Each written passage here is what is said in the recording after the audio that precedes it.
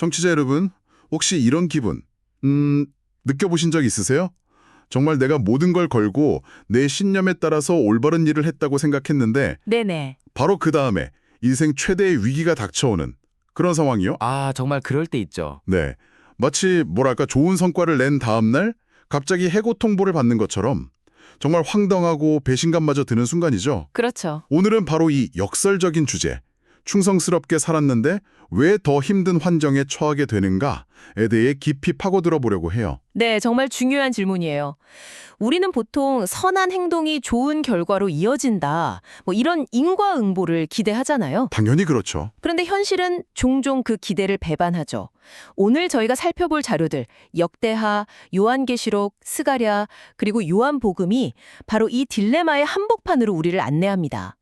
왜 이런 일이 벌어지는지, 그리고 그 속에서 우리는 무엇을 붙잡아야 하는지를 아주 흥미로운 관점에서 보여주고 있거든요. 아, 그러니까 단순히 원래 인생은 힘든 거야 이런 막연한 위로가 아니겠네요. 아닙니다. 이 현상 속에 숨겨진 더 깊은 의미를 찾아보는 시간이 되겠군요. 좋습니다. 그럼 첫 번째 자료부터 시작해 볼까요? 충성스러운 행동이 어떻게 거대한 위기를 불러오는 그 스위치가 되었는지 그 이야기부터요. 첫 번째 자료는 구약 성경 역대하에 나오는 히스기야 왕 이야기인데요. 이 사람은 그야말로 모범생 왕이었어요. 네, 그랬죠. 자료를 보면 여호와 보시기에 선과 정의와 진실함으로 행했다고 되어 있거든요. 당시 만연했던 우상들을 다 부수고 네. 산당이라고 불리던 좀 변질된 종교 시설들도 다 없애버리는 아주 과감한 개혁을 단행했어요. 맞아요. 여기서 이제 산당이라고 하는 게 이게 그냥 언덕 위에 있는 신전 그런 게 아니거든요. 아, 단순한 장소가 아니군요. 네, 당시 사람들한테는 이게 정말 오랫동안 이어져 온 아주 익숙한 관습이고 뭐랄까 문화 그 자체였던 거죠. 그렇죠. 그걸 없앴다는 건 그러니까요. 그걸 없앴다는 건 정말 엄청난 정치적, 종교적 반발을 다 감수했다는 뜻이에요. 그만큼 자기 신념에 추철했던 인물이죠. 자, 그렇게 모든 걸 바로잡았으니 이제 평화와 번영이 찾아올 거라고 기대하는 게 당연하잖아요. 그렇죠. 누구나 그렇게 생각하겠죠. 그런데 자료를 보면 정말 기가 막히게도 정반대의 일이 벌어집니다. 이 모든 충성된 일을 한 후에 당대 최강 대국이었던 아수르의 왕 사네립이 유다를 침공했다는 기록이 나와요. 네, 바로 그 부분입니다. 이건 마치 선한 행동이 거대한 위기를 불러오는 버튼이라도 누른 것 같아요. 이게 도대체 어떻게 된 일이죠? 바로 그 지점이 이 자료의 핵심 인사이트예요. 여기서 정말 역설적인 관점을 발견할 수 있거든요. 자료는 충성이 위기를 막아주는 보험이 아니라 보험이 아니라 네, 오히려 더 깊은 차원의 관계로 나아가게 하는 촉매제라고 말하는 것 같아요. 생각해보세요. 평온할 때의 믿음은 어떻게 보면 이론에 가깝잖아요. 그렇죠. 머리로 하는 거죠. 하지만 모든 것이 무너져 내리는 위기 속에서 붙잡는 믿음은 실전이죠. 히스기야는 이 위기를 통해서 자신의 군사력이나 외교술이 아니라 오직 신만을 의지하는 법을 정말 처절하게 배우게 됩니다. 아, 그러니까 위기는 충성의 실패 증거가 아니라 충성이 다음 단계로 나아가는 필수 과정이라는 말씀이시군요. 정확합니다. 그래도 솔직히 듣는 입장에서는 좀 억울하게 들릴 수도 있을 것 같아요. 내가 올바르게 살려고 이렇게 애썼는데 돌아오는 게 이런 시련이란 말인가? 하고요. 물론이죠. 충분히 그럴 수 있습니다. 이 본문이 그런 냉정한 관점 이상의 무언가를 더 이야기하고 있나요? 물론입니다. 중요한 건 그 다음이에요.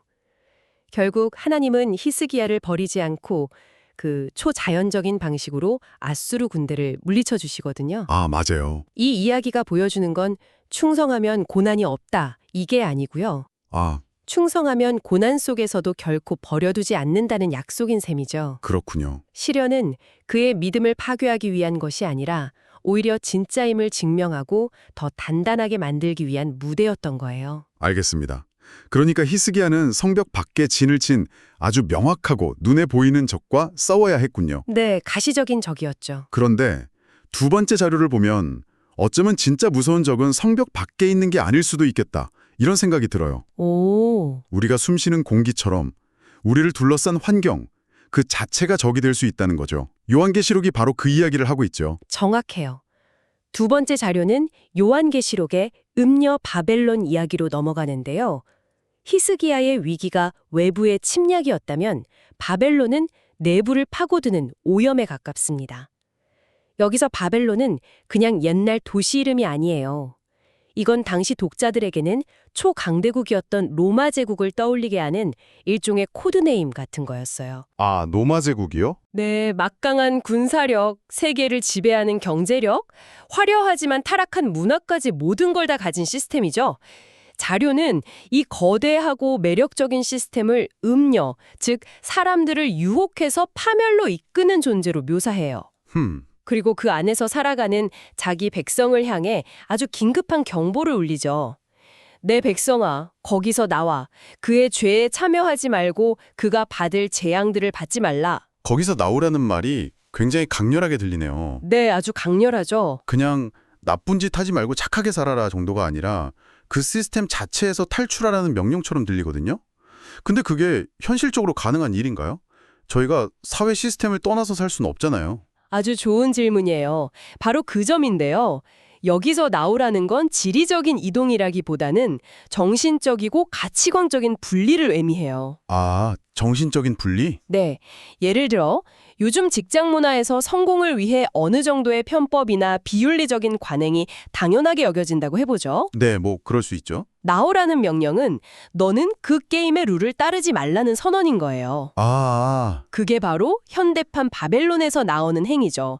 이건 소극적으로 죄를 피하는 걸 넘어서 나는 이 가치관에 동의하지 않는다고 적극적으로 선을 긋는 행동을 요구하는 겁니다. 와, 마치 모두가 예스라고 할 때 혼자 노라고 말해야 하는 용기 같은 거군요. 맞아요. 비유하자면 다이어트를 하는 사람이 라스베가스 뷔페의 음식 평론가로 일하는 것과 비슷해요. 하하, 그 비유가 확 와닿네요. 유혹이 가끔 찾아오는 게 아니라 내가 사는 환경 그 자체가 유혹 덩어리인 거죠. 이 자료는 구원받았다는 사실이 우리를 그런 환경에서 자동으로 지켜주는 안전장치가 아니라고 말해요. 오히려 그 속에서 자신을 지켜내야 할 책임이 우리에게 주어졌다는 걸 강조하는 거죠. 정리를 좀 해보면 히스기야는 외부의 침략이라는 위기 속에서 믿음을 지켜야 했고 이 바벨론 이야기는 우리를 둘러싼 타락한 문화와 시스템 속에서 스스로를 구별해야 한다고 말하고 있군요. 네, 맞습니다. 듣기만 해도 참 쉽지 않은 싸움인데요. 이런 혼란스러운 세상 속에서 우리가 붙잡아야 할 희망은 대체 어디에 있는 걸까요? 바로 그 지점에서 세 번째 자료인 스가랴서가 놀라운 청사진을 제시해 줍니다. 아, 드디어 희망이. 네, 절망적인 현실을 넘어 우리가 바라봐야 할 궁극적인 미래의 그림을 보여주거든요. 스가랴 14강에 나오는 마지막 날에 대한 예언이죠. 저도 이 부분을 읽고 정말 이미지가 강렬해서 깜짝 놀랐어요. 어떤 부분이셨어요? 바로 말 방울에까지 여호와께 성결이라 기록될 것이라는 구절 때문인데요. 아니, 전쟁터에서 쓰는 말에다는 작은 방울이나 네. 부엌에서 쓰는 냄비까지 거룩해진다는 상상, 이게 대체 어떤 의미인가요? 이게 왜 혁명적인 이미지냐면요. 당시 성결 혹은 거룩이라는 단어는 지극히 제한된 공간과 사람에게만 쓸 수 있는 단어였어요. 아, 성전 가장 깊은 곳인 지성소, 그리고 대제사장의 이마에 붙이는 금패나 새길 수 있는 그야말로 최고 등급의 표현이었죠. 일반인은 감히 상상도 못할 그런 개념이었습니다. 최고의 보안 등급 같은 거였군요. 그렇죠. 그런데 스가랴는 그 가장 거룩한 단어가 군마의 방울이나 부엌의 냄비처럼 가장 일상적이고 세속적이고 심지어 좀 지저분하게 여겨질 수 있는 물건에 새겨질 거라고 예언해요. 와, 이건 성과 속의 경계가 완전히 무너지고 우리의 모든 삶의 영역, 그러니까 일하고 밥 먹고 잠자는 모든 공간이 신성한 예배의 공간으로 회복된다는 당시로서는 상상하기조차 힘든 비전이었던 겁니다. 설명을 듣고 보니 정말 엄청난 반전이네요. 앞서 이야기한 온갖 죄악으로 가득 찬 바벨론의 모습과는 완전히 정반대의 그림이잖아요. 맞습니다. 세상이 아무리 더러워지고 부패하더라도 하나님의 궁극적인 계획은 모든 것을 정결하게 회복하는 것이라는 강력한 희망의 메시지죠. 그럼 이게 현재를 살아가는 우리에게 준 의미는 뭘까요? 우리가 바벨론 같은 부정적인 환경 속에서도 거룩함과 충성을 포기하지 않을 때 바로 우리의 그 작은 몸부림을 통해 미래의 영광을 현재로 조금씩 가져와 보여줄 수 있다는 거예요. 우리의 하루하루의 작은 선택들이 그 거대한 회복 이야기의 일부가 된다는 거죠. 이것이 바로 우리의 힘겨운 싸움의 목적과 의미를 부여하는 관점입니다. 자, 이제 마지막 네 번째 자료인데요. 요한복음 17장은 지금까지의 모든 씨름에 대한 아주 따뜻하고 개인적인 약속처럼 느껴졌어요. 네. 예수님이 십자가에 못 박히기 바로 직전 남겨질 제자들을 위해 기도하는 장면이잖아요. 굉장히 절박하고 진솔한 순간이죠. 네, 이 기도는 앞선 세 가지 자료를 하나로 묶어주는 마지막 퍼즐 조각과도 같아요. 히스기야처럼 충성한 뒤에 위기가 올 수 있고 바벨론처럼 죄의 유혹에 끊임없이 노출될 수 있다는 현실을 모두 인정한 상태에서 네, 인정한 상태에서 그렇다면 그들을 위한 진짜 보호는 무엇인지에 대해 이야기하거든요. 기도하지 않는다는 점이었어요. 그렇죠. 오히려 세상 한복판에 남겨두지만 악에 빠지지 않게 보존하시길 구하옵나이다 라고 기도하죠. 그리고 이렇게 말해요. 내가 그들과 함께 있을 때 그들을 보존하고 지켰나이다. 이건 마치 내가 책임진다는 선언처럼 들렸어요. 정확히 보셨어요. 보존하고 지키신다는 약속의 핵심입니다. 이 기도는 충성된 자들이 결코 혼자 버려지지 않는다는 최종적인 보증수표와 같아요. 보증수표. 우리의 충성이 완벽해서가 아니라 우리를 붙드시는 분이 신실하시기 때문에 안전하다는 거죠. 히스기야를 위기 속에서 건져내셨고 바벨론의 유혹 속에서 나오라고 외치셨던 그분이 이제는 우리 각자의 삶 속에서 우리를 지키고 보호하시겠다고 약속하는 장면입니다. 그렇군요. 두려움과 이해할 수 없는 고난 속에서도 우리가 충성을 지켜나갈 수 있는 근원적인 힘이 어디서 오는지를 명확히 보여주고 있어요. 자, 오늘 우리는 충성 이후에 찾아오는 부정적인 환경이라는 주제를 네 가지 다른 각도에서 깊이 들여다봤습니다. 네. 올바르게 행한 뒤 오히려 침략을 당했던 히스기야 왕의 이야기에서 시작해서 우리를 둘러싼 부패한 시스템 속에서 자신을 구별하라는 요한계시록의 경고, 그리고 모든 것이 거룩하게 회복될 것이라는 스가랴의 희망적인 비전, 마지막으로 세상 한복판에서 우리를 끝까지 지키고 보호하신다는 요한복음의 따뜻한 약속까지, 이 모든 이야기가 청취자 여러분께는 어떤 의미로 다가오시나요? 이 자료들이 공통적으로 들려주는 이야기는요. 신념을 지키며 사는 삶이 결코 쉽고 편안한 꽃길은 아니라는 현실인 것 같아요. 네, 현실. 부정적인 환경과 예측지 않은 위기는 피할 수 없는 여정의 일부라는 거죠. 하지만 중요한 건 바로 그 어려움 속에서 우리는 더 깊이 의존하는 법을 배우고 자신의 순수성을 지킬 책임감을 깨닫고 궁극적인 회복의 소망을 품게 되며 변치 않는 보호의 약속을 신뢰하도록 초대받고 있다는 사실입니다. 즉, 어려움은 이야기의 끝이 아니라 믿음의 본질을 가장 생생하게 경험하는 과정이라는 관점을 제시하고 있어요. 네, 오늘의 이야기는 어려운 환경 속에서 어떻게 우리의 충성을 지켜낼 것인가에 초점을 맞췄던 것 같습니다. 마지막으로 이런 생각할 거리를 하나 남겨드리고 싶어요. 네. 만약 그 부정적인 환경이 우리가 그저 견뎌내야 할 장애물이 아니라 오히려 우리의 충성심이 진짜로 단련되고 가장 선명하게 빛을 발하기 위해 반드시 필요한 무대라면 어떨까요? 어쩌면 어둠이란 빛의 부재가 아니라 빛이 왜 필요한지를 보여주는 필수적인 배경은 아닐까요?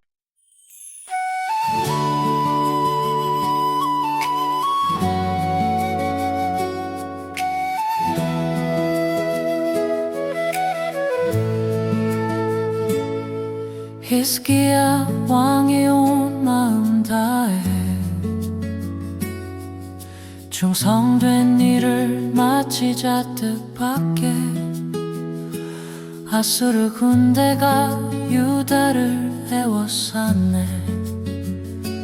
하나님 말씀대로 살았는데 왜 위기가 오나요? 착하게 살아도 어려운 일 생길 수 있지만 충성된 자를 주님은 결코 혼자 두지 않으시네. 충성을 다한 후에 어려운 환경이 와도 나의 믿음 흔들리지 않고 주님만 바라보네. 죄에서 나와서 깨끗한 마음을 지키고 여호와께 성결한 삶으로 주께 나아가리. 무너지는 세상 속에서 들리는 주님의 음성, 내 백성아 그 죄에 참여하지 말고 나오라. 구원받은 우리에게 주신 거룩한 책임감, 부정적인 세상 속에서 나를 깨끗이 지키며 심판받을 세상 유혹 단호하게 물리치리. 충성을 다한 후에 어려운 환경이 와도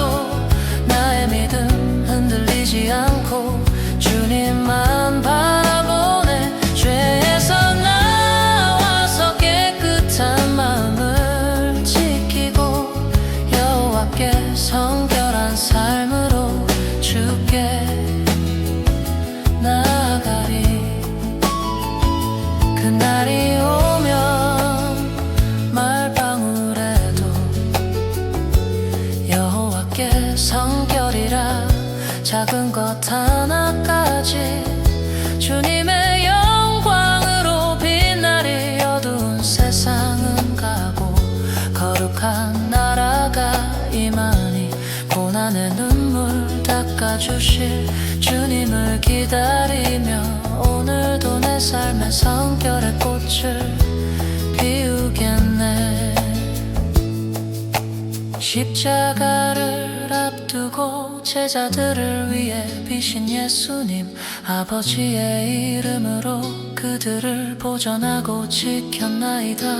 세상에 살고 있으나 세상에 속하지 않은 우리 주님의 충성스러운 사랑이 우리를 감싸니 어떤 위험이 닥쳐도 우리는 안전하네.